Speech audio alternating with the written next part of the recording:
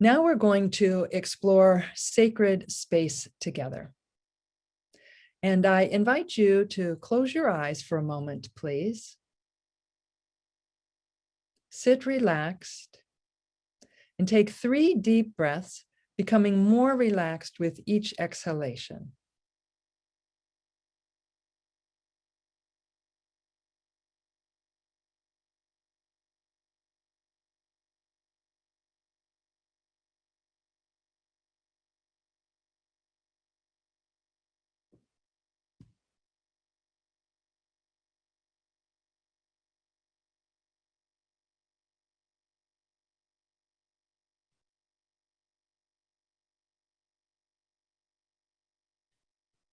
Now, think of a place that actually exists in the physical world that you consider to be sacred.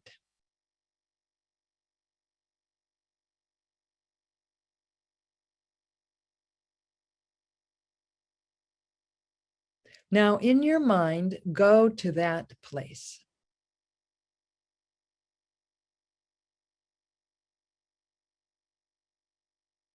Be very aware of this sacred space.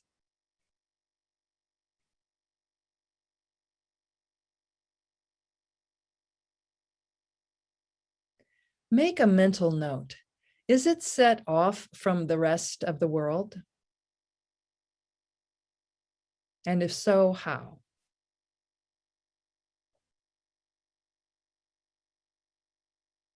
What is required to enter your sacred space?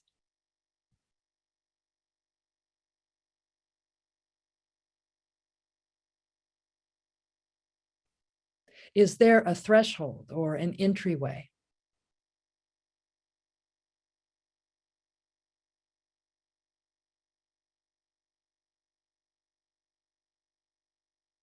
Who is allowed to enter? Women? Men? Children? Animals?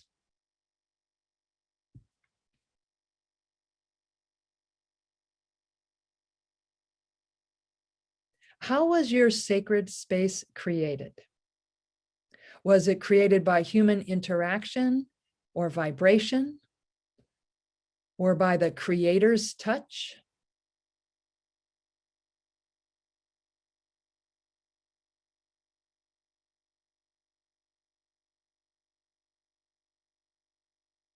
Do you speak in a normal voice in your sacred space? Or do you speak more quietly than usual?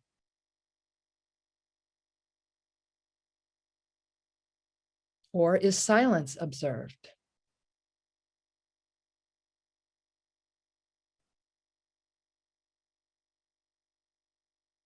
Does it affect your sacred space to speak about it?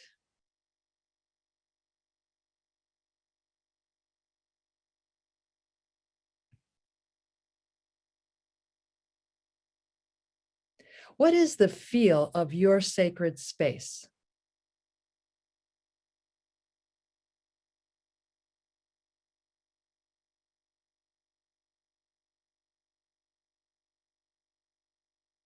Does it have a masculine or feminine feeling?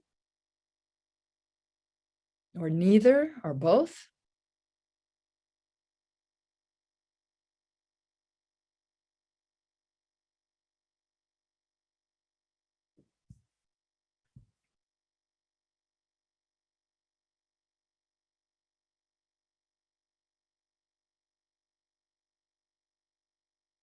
When you're ready, open your eyes.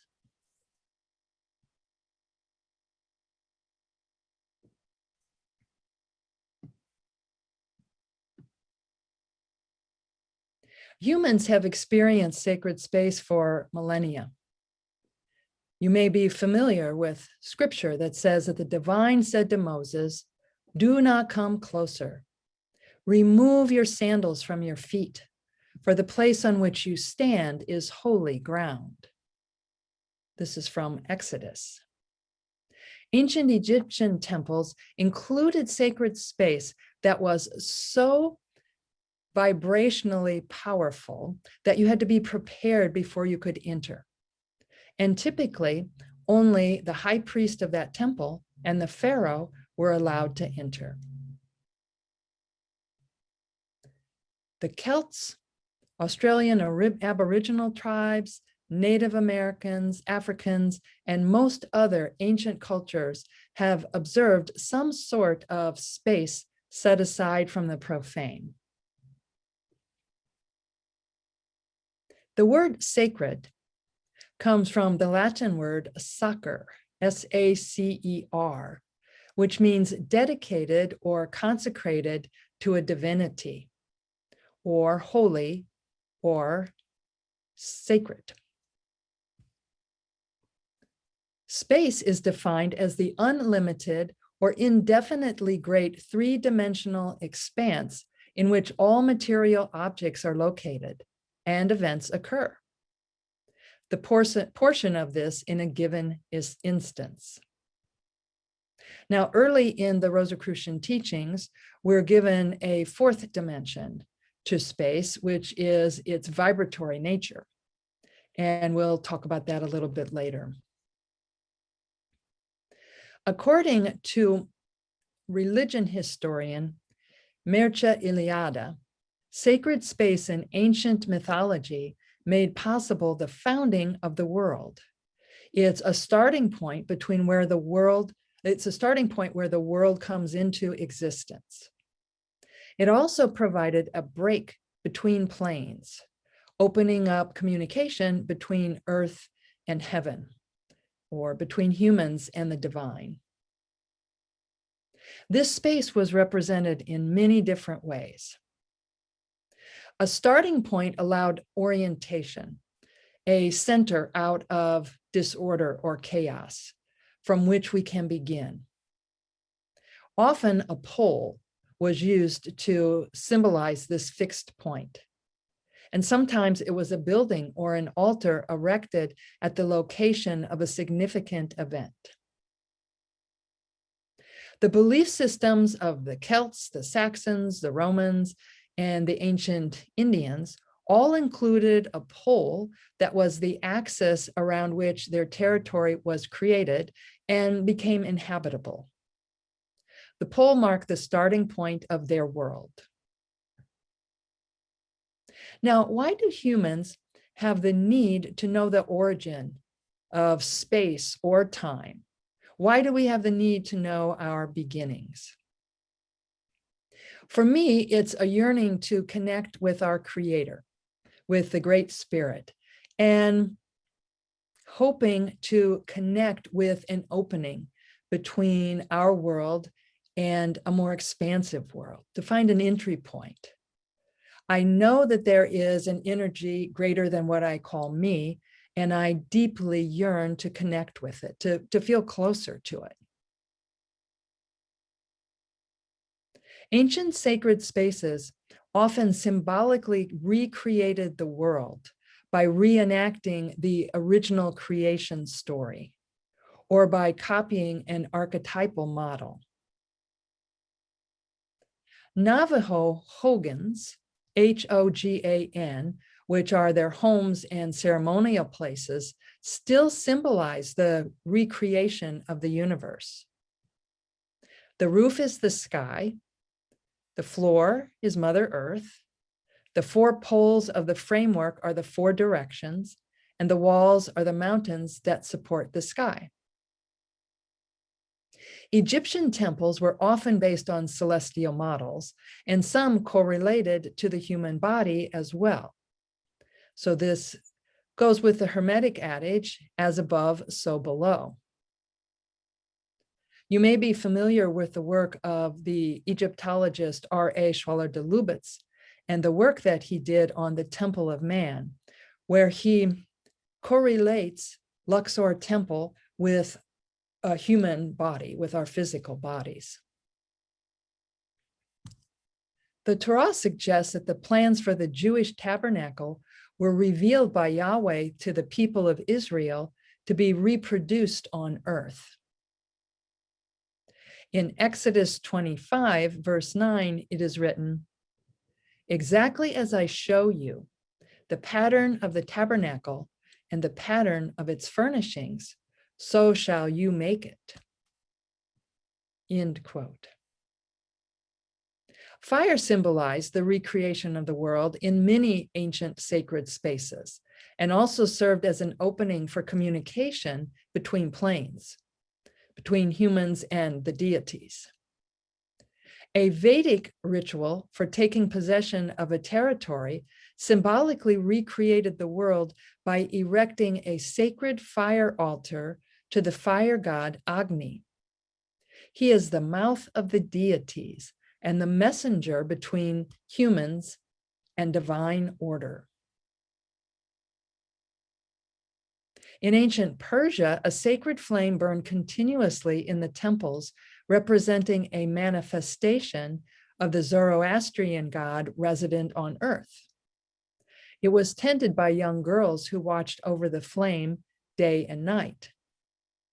And as we've discussed in our teleconferences on several occasions, this was also true in the Greek temples dedicated to the goddess Hestia, and in the Roman temples dedicated to the goddess Vesta, where young priestesses, who were known as Vestals, guarded the sacred flame of the deity Vesta. In fact, there were times, for a long period of time, Vesta was never symbolized as a goddess in a human form. She was shown as a flame. Jewish synagogues keep a sacred flame burning. Other sacred spaces were chosen because they were constructed in a particular relation to the sun.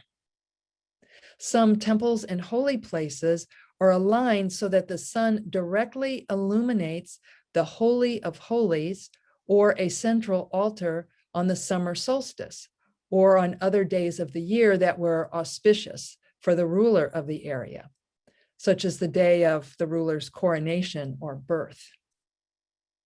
And we talked about this last week with the summer solstice, that at Stonehenge, on both the winter and the summer solstice, the sun illumines the center of the circle. Also at Chichen Itza, the Mayan pyramid in Mexico, a serpent slithers down the ramp on the side of the pyramid on the spring equinox because of the shadows that are thrown by the sun on that day. There are these huge serpents carved on the side of the ramp. And because of the way the shadows fall on the spring equinox, it looks like the snake is moving down the ramp.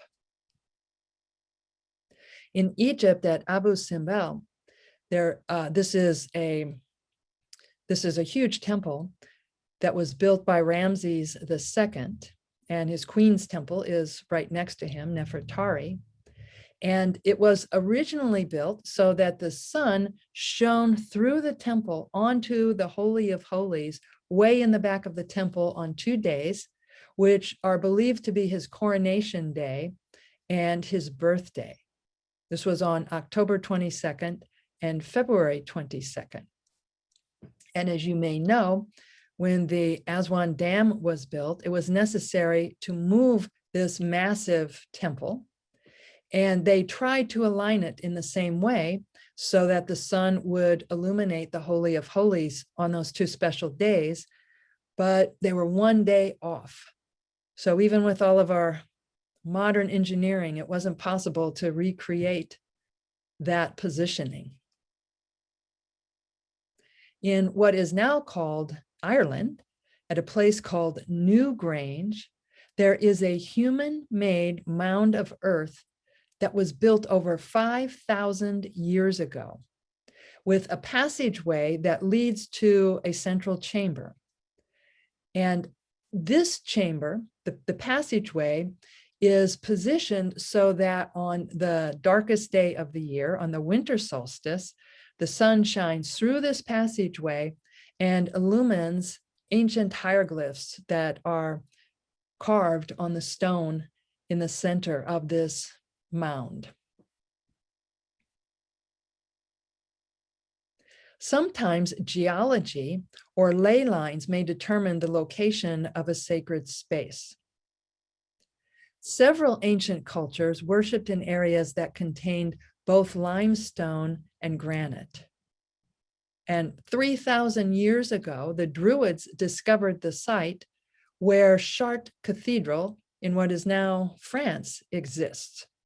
And they made it a place of worship. So before the Roman Catholic Church built beautiful Chartres Cathedral, before it was France, this was a sacred place for the Druids.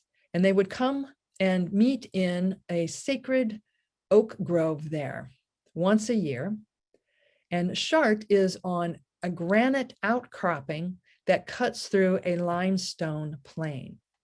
So again, it's common that when there's limestone and granite, people create sacred spaces in those areas.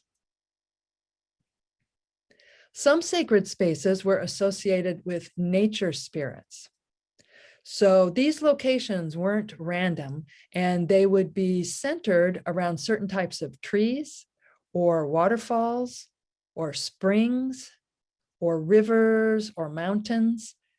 The spirits associated with these places had names in classical mythology, like the water spirits were called naiads, and the mountain spirits were called oreads, and the spirits of trees were called dryads. T.C. Lethbridge, who was an archaeologist, proposed that these weren't conscious entities, these spirits, as much as kinds of fields. So when we talk about nature spirits, T.C. Lethbridge and others suggest that it's more fields of energy rather than beings or entities. But others disagree and believe that nature spirits are beings who are made of finer matter than we're made up of. And I have to say that I sense them at Rosicrucian Park, and I've seen them in other places as light beings that appear from the unseen realm. If nature spirits interest you, you may find the community and the tradition in Findhorn, Scotland, especially interesting. Feng Shui is based on the belief that in every place there are topographical features that indicate or modify the patterns of energy flow, and that it is desirable to align human activities with these patterns. Many cultures value mountains as sacred connections to heaven or the sky because they are closest to it. So mountains are often considered sacred space. Mount Fuji is venerated by Shintoists and Buddhists. Mount Kailash is the physical embodiment of Mount Meru, the center of the universe or axis of the world. A few years ago, we organized a Rosicrucian journey to do a pilgrimage, a walk around Mount Kailash on the most holy day of the year. It's in Tibet, and it's at 18,000 feet. It was an amazing experience to be there. This mountain is sacred to Buddhists, Jains, Hindus, and people of the Bon tradition. And these are, Bon people are, they worship nature spirits. Mohammed first heard the reciting voice of the angel Gabriel in a lonely cave on Mount Hira outside Mecca. Native Americans of the Pacific Northwest still refer to Mount Rainier as Tahoma. And the closest translation of Tahoma is the divine's home. Temples, especially in the East, are often built to look like mountains. For example, pagodas and stupas. Now, what's become of some of these sacred spaces over time? Some of them were assimilated into new belief systems. As invading groups began conquering more peaceful agricultural societies, their feminine, peaceful traditions were sometimes assimilated into the belief system of the conquering group.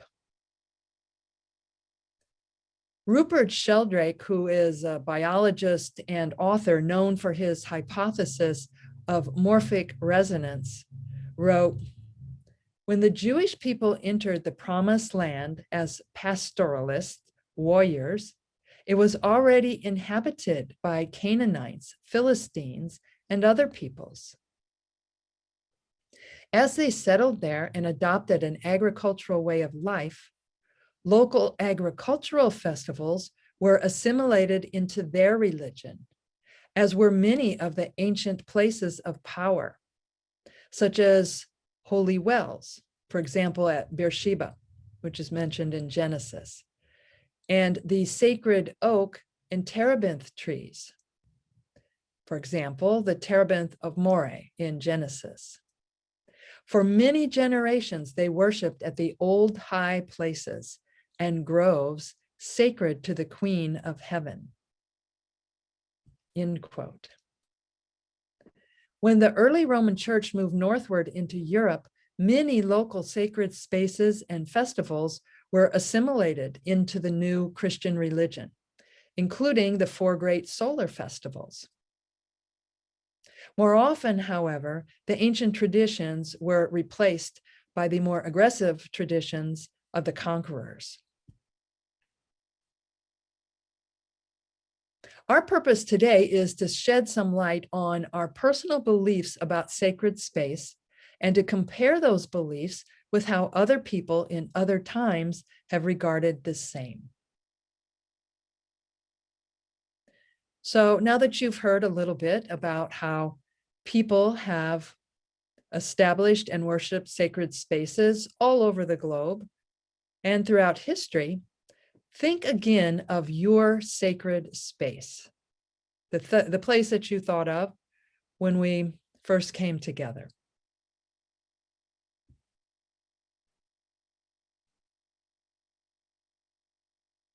Are there any similarities between your beliefs and some of those that I just mentioned?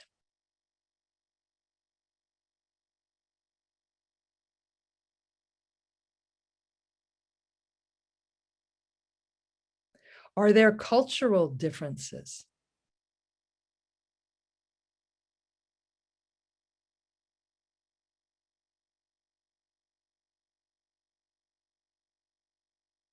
Does your sacred space provide a starting point for the world where the actuality reveals itself?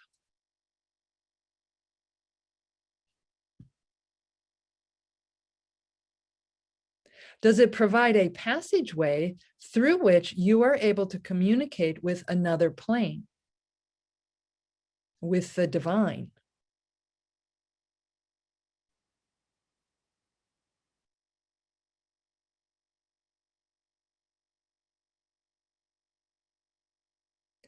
Now we're going to explore what the Rosicrucian teachings suggest regarding sacred space.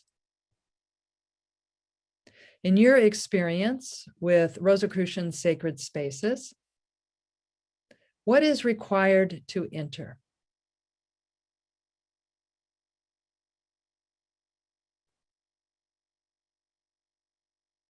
Do our thoughts and actions affect the space?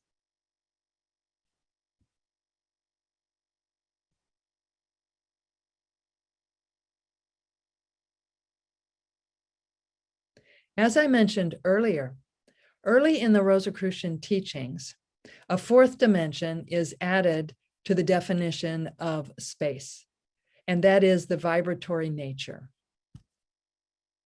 Here's what H. Spencer Lewis wrote about this. Quote, "From the Rosicrucian viewpoint, there is nothing mysterious about the 4th dimension. 2 points should be remembered. It is a dimension, and it is the 4th. The other 3 dimensions are length, breadth, and thickness. Each of these is expressible by numbers, whole, fractions, or decimals. The fourth dimension is nothing more nor less than the rate of electronic vibration. It is the projection from cosmic space into the worldly material plane of manifestation of all material things. Such is the first phase of manifestation. In other places, H. Spencer Lewis writes that as the foundation of the Rosicrucian visualization techniques, we create things in this world when we attune with their vibrational level through our thoughts. We attune with that, and this activates it and eventually manifests it. Various Rosicrucian exercises demonstrate this fourth dimension of space and provide techniques for affecting it, setting certain energy in motion, and aligning us with existing vibrations and fields. Rosicrucians observe particular practices in creating and attuning with sacred spaces, especially in our temples and in our home sanctums. For example, Rosicrucians do not step into the sanctum of a Rosicrucian temple, which is the space between the east of the temple and the Shekinah, the altar in the center of the temple. We don't walk in this area except during our most sacred ceremonies when we are conducted into this sacred place. The colome or vestal is seated nearby. The colome or vestal guards the holy flame placed on our altar in the east. She represents the pureness and high ideals of the Rosicrucian order. Fire represents the presence on earth of cosmic light and corresponds to the highest expression of the visible manifestation of spirit. And you may recall that Rosicrucians define spirit as the energy that underlies all matter. So fire is an intermediary agent between the material world and the spiritual world, as it's at the same time both substance and essence. The Shekinah in the center of the temple represents the presence of the divine in our midst. It is the heart and soul of the temple. As we've discussed before, the Shekinah is not the altar that we see in the center. It's not the candles. It's the place just above that, just above the altar, just above the candles, that appears to be empty. It is the receptive place in the temple. In the Jewish religion, there are many names for the divine. Almost all of them are masculine. This receptive Shekinah is a feminine name of the divine. Physicist David Bohm controversially suggested that space is not empty. He wrote that every cubic centimeter of empty space contains more energy than the total energy of all matter in the known universe. It is full, a plenum as opposed to a vacuum, and is the ground for the existence of everything, including ourselves. Meg Wheatley wrote in her book, Leadership and the New Science, quote, "Something strange has happened to space in the quantum world. No longer is it a lonely void. Space everywhere is now thought to be filled with fields, invisible, non-material influences that are the basic substance of the universe. We cannot see these fields, but we do observe their effects. They have become a useful way to explain action at a distance. a descriptor for how change occurs without the direct exertion of one element needing to shove another into place. End quote. The 4 points of earth are represented in our temples, as are the 4 elements: earth, air, water, and fire. The Rosicrucian teachings state that we add emanations from our minds to a place through our thought and conduct. The same applies to our home sanctums. The more we meditate and work in our sanctums, the more we create the vibratory conditions there that make our mystical work even more effective.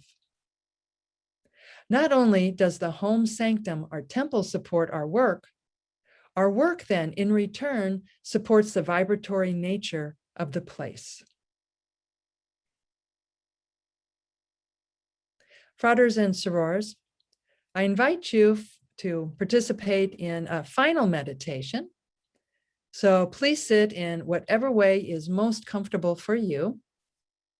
And again, take 3 deep breaths, becoming more relaxed with each exhalation.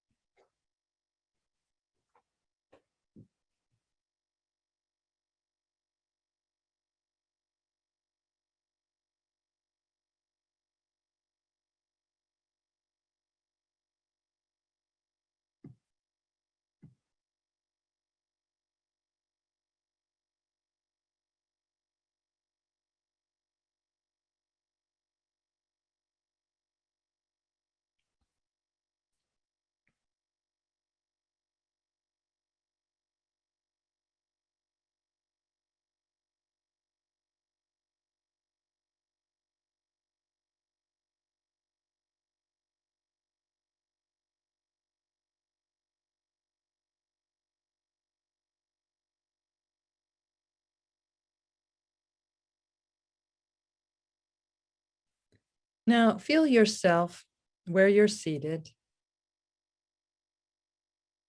and mentally scan your body, starting with your feet. Feel the energy vibrating in your feet.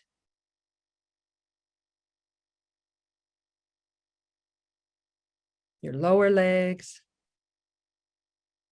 your upper legs,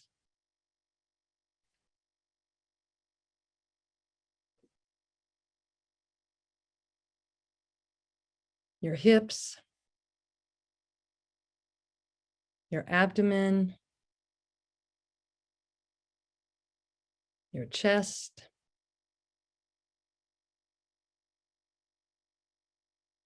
now feel the energy vibrating in the fingers on both of your hands. Expand your awareness to both hands, to your forearms,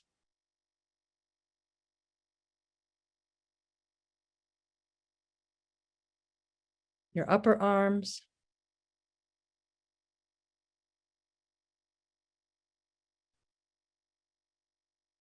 now feel the energy vibrating at the base of your spine. And as you move your awareness up your spine, be aware of the energy vibrating in your lower back,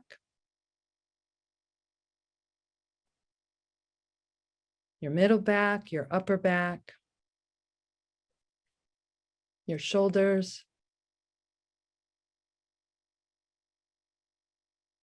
your neck, your jaw,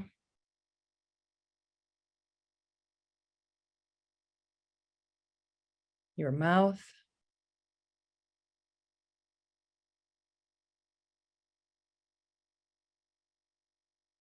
your ears,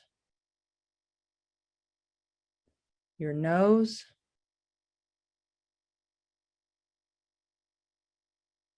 your eyes,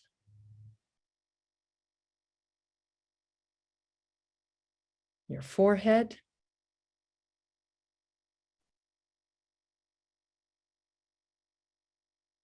the top of your head.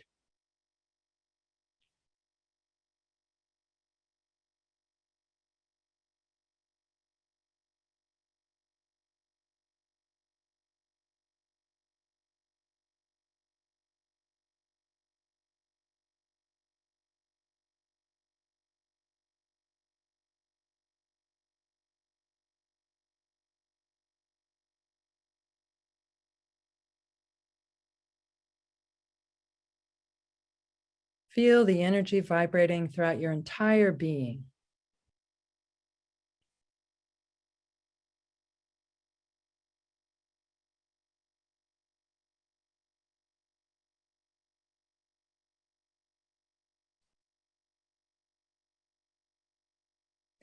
Now together, let's intone the vowel sound tha, T-H-A, tha, 7 times. Ready? Inhale. Tha.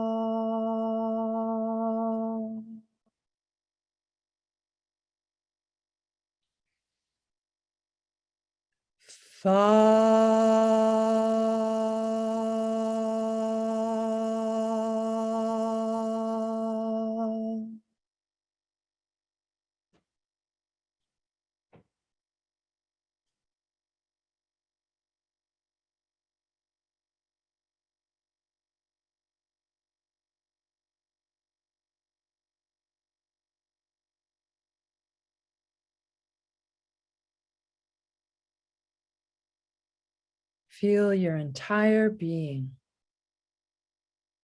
vibrating.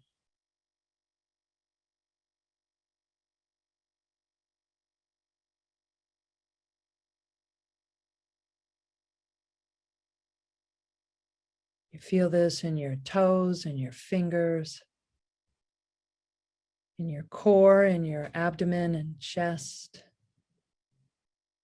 in your head. You feel it on the top of your head.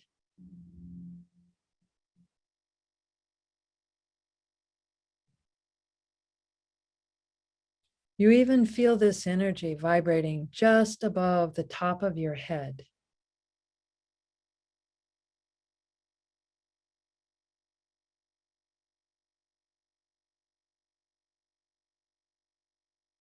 And beyond what you typically consider the limits of your body.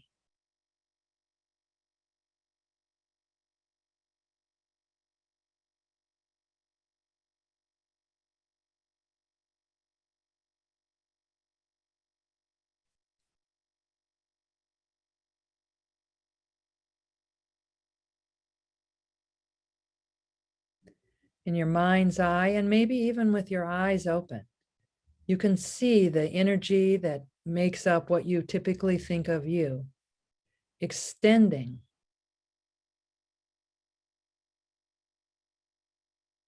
into the space around you.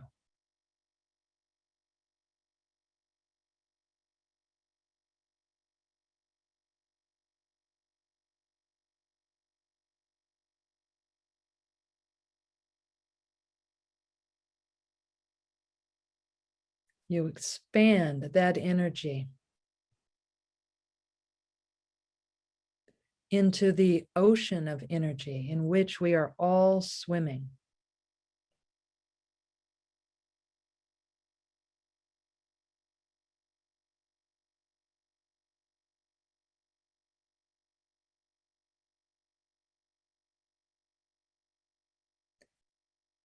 In our mind's eye, we move through the space, and with every step,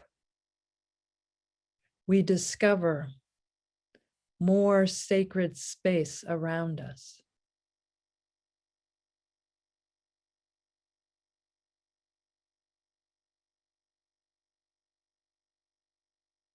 In every direction.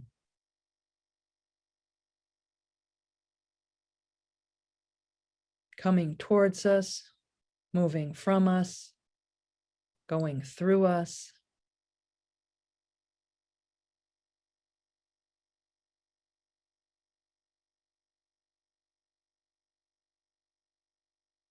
Every inch is sacred.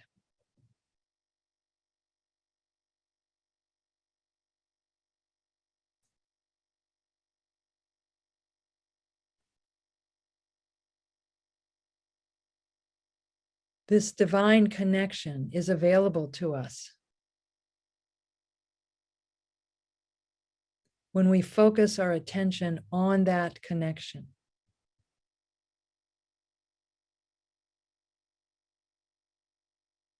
When we attune our vibrational energy with the energy of the space around us.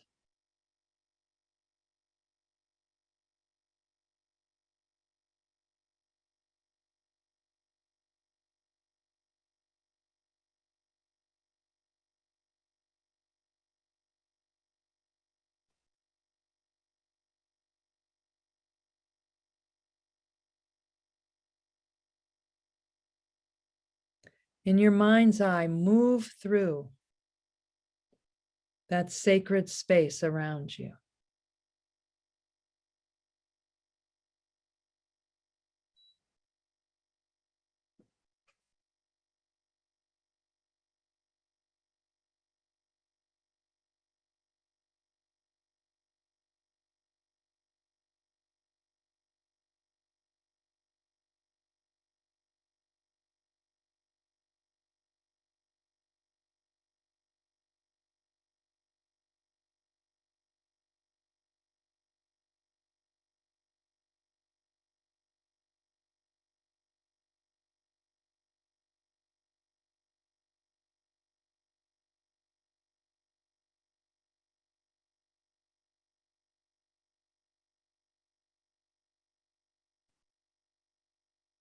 And now see yourself stepping outdoors, whatever space is there for you, into that sacred space.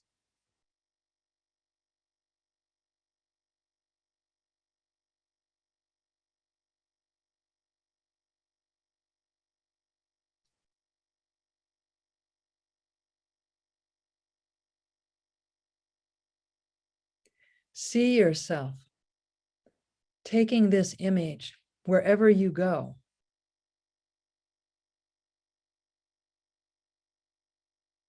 Realizing what an amazing privilege we have on this earth plane.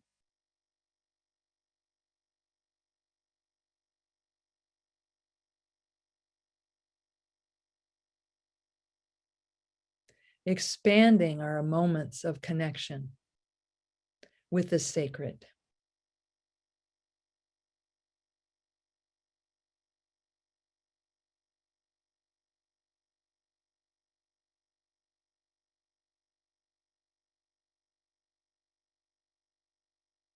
See yourself going to the nearest park or place out in nature.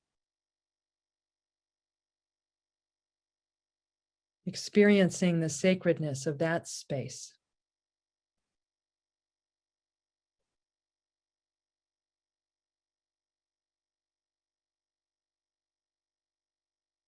How do you treat sacred space?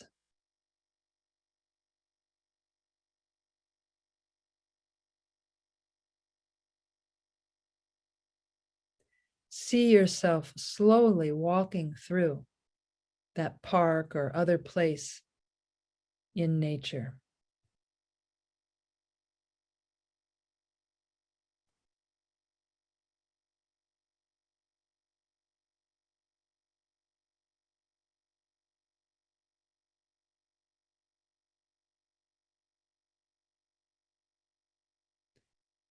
And now prepare to enter that place that you thought of at the beginning of our meeting today. Prepare yourself to enter your sacred space, being especially aware of what you bring to it.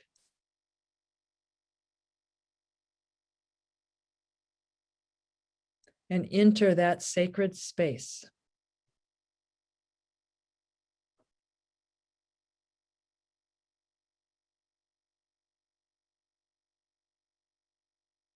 Experiencing and feeling your energy as part of that sacred space's energy.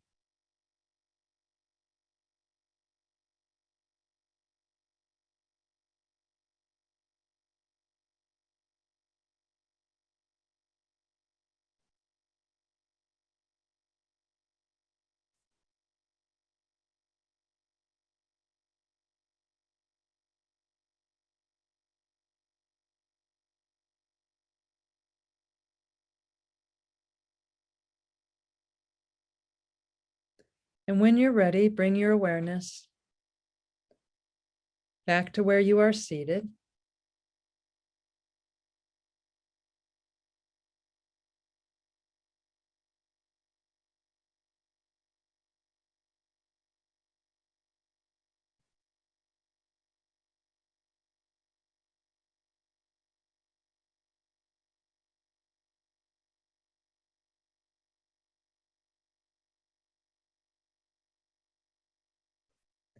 Then open your eyes and move around a little bit.